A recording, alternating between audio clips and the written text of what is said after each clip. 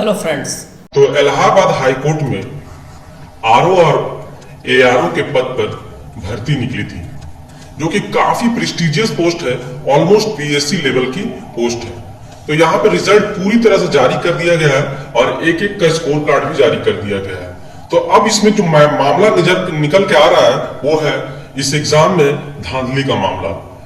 तो दोस्तों, धांधली करने वाला और कोई नहीं बल्कि जेकेएसएसबी के जो एग्ज़ाम कंडक्ट करा रही एजेंसी एप्टेक कंपनी ने ही वहाँ पे धांधली की थी। ठीक है, अब और सुनिए, जानते हैं डिटेल में कि किस प्रकार की धांधली जो है एप्टेक कंपनी ने राजस्थान में की थी। जो ये रिक्रूटमेंट कराई जा रही थी वहाँ पे, तो किस प्रकार की धांधली इन्होंने यहाँ पे की थी, डिटेल में जानते हैं सारी बातें। आइए देखिए, ये एक लड़के का स्कोर कार्ड है, ठीक है, जो कि एआरओ और आरओ दोनों के एग्जाम दिया था। तो ये रिव्यू ऑफिसर, यानी कि ये वाला जो पार्ट है वो आरओ का है और ये वाला जो पार्ट है वो एआरओ का है। ठीक है, तो यहाँ पे आप देखने की कोशिश कीजिए कि कैसे क्या होता है।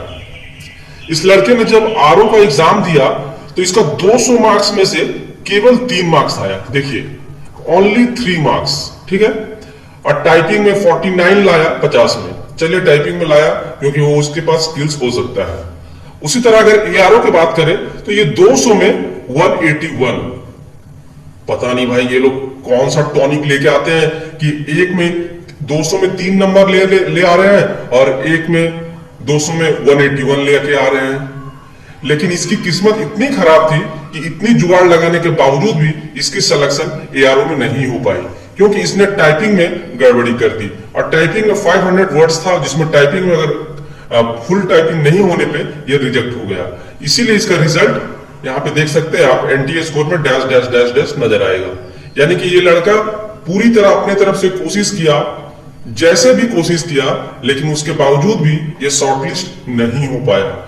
जब देखो रिज़ल्ट आया था जेकेपीएसआई का, तो जब एनालाइज़ किया, बच्चों ने पेपर को मिलाया, वो रिज़ल्ट का जो मार्क पूरा पीडीएफ होता है वो देखा।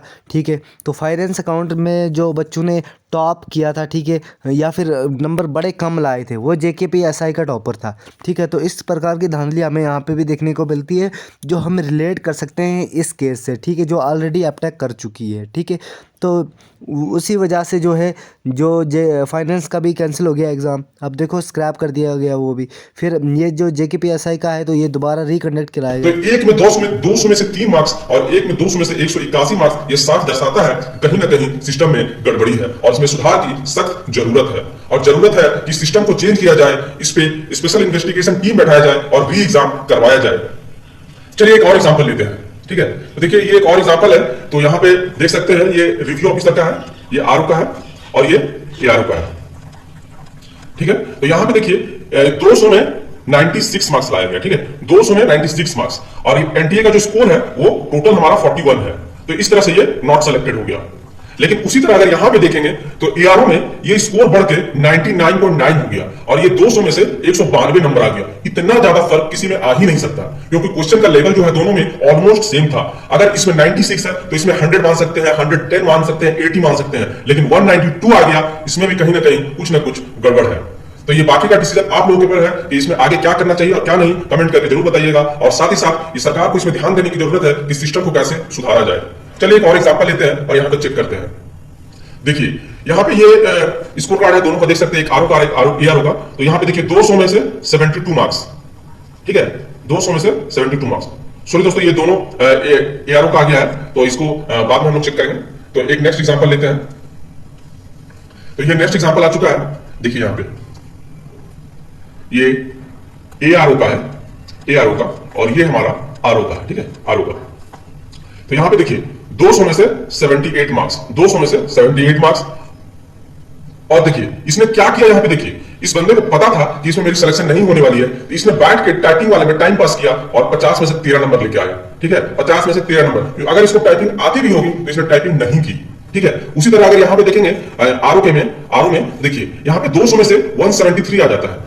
देखिए क्वेश्चन का लेवल ऑलमोस्ट सेम था, तो 78 एक में और एक में 173, ये इम्पॉसिबल है, क्योंकि 78 है तो ज्यादा से ज्यादा आप इसमें 80 90 100 तक ला सकते हैं, उससे ज्यादा नहीं ला सकते हैं। आप दूसरे ग्रह से नहीं आए हैं, इसीलिए कुछ आपका दिमाग जो है ऑलमोस्ट सेम लेवल का है, क्वेश्चन का लेवल ऑलमोस्ट सेम है, तो यहाँ पे कहीं ना कहीं गड़बड़ी दर्शा रहा है। और देखिए एक और चीज है, यहाँ पे इसने टाइपिंग में 47 लाया, ठीक है, टाइपिंग 47 लाया, यानी कि इस बंदे ने यहाँ पे सीरियस होकर टाइपिंग की। यहाँ पे इसको पता था कि सिलेक्शन नहीं होने वाला है, इसलिए इसने यहाँ पे केवल टाइम पास किया और टाइपिंग में भी अपना बेस्ट नहीं दिया जानबूझकर।